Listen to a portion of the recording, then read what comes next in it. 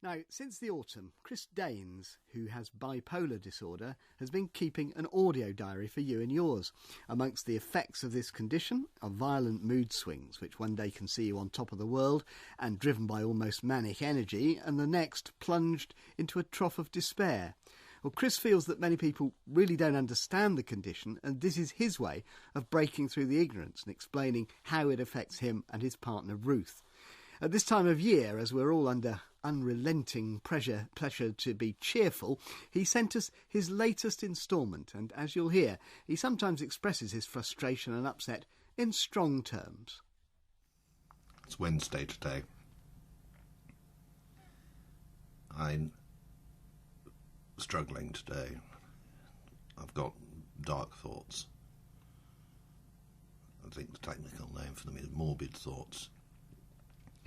I don't want to go on like this anymore. I don't want living my life anymore like this. Wish it would all stop, really. It's very difficult. I feel so dreadful. It's Wednesday morning and you probably gathered that I didn't have a very good week last week. I was very depressed. I was up all of last night, which is not good. So I'm going to ring a nurse today and talk to her about having some pills that will make me sleepy. Some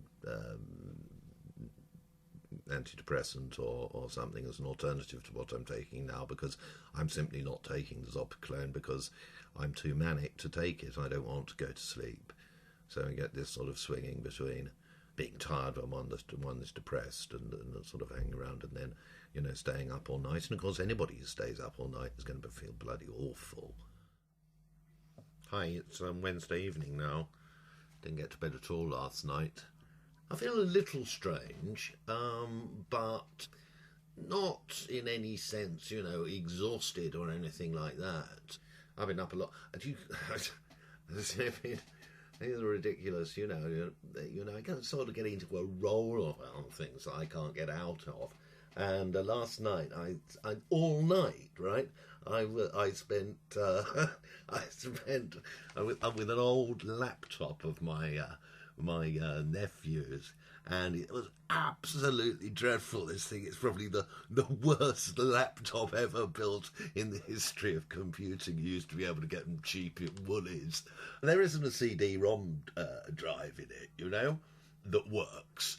So anyway, so you can't boot from that, so you can't install it from an installation CD.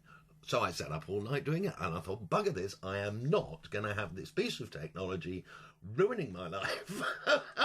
And I went through all these different sort of ways of doing it, and sort of, but patience and perseverance, that's the thing. And my God, it was, hard work.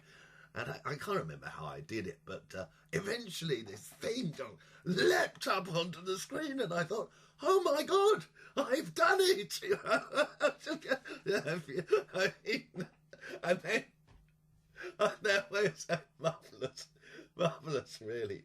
Oh dear, so I put it on Facebook. I took screenshots and I put it on Facebook saying, oh, wonderful, look at me.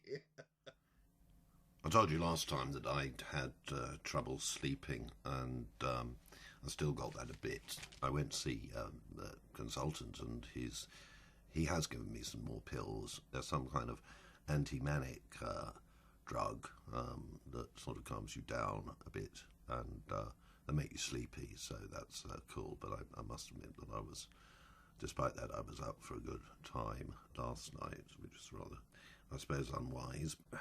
It might be too, because we're nearing Christmas, that I'm getting a little bit up.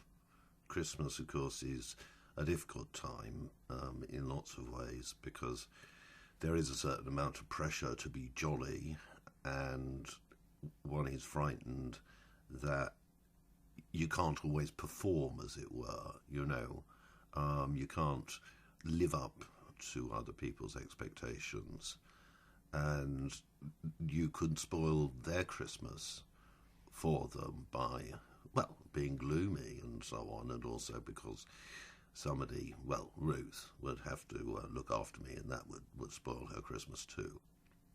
The other thing is that if you get ill over Christmas, I mean badly ill, you're rather left at the mercy of an extremely understaffed local mental health team. Now, in my area, we're extremely lucky. The local mental health team is very, very good indeed. But with all the best will in the world, they can't cope with the number of crises that might happen.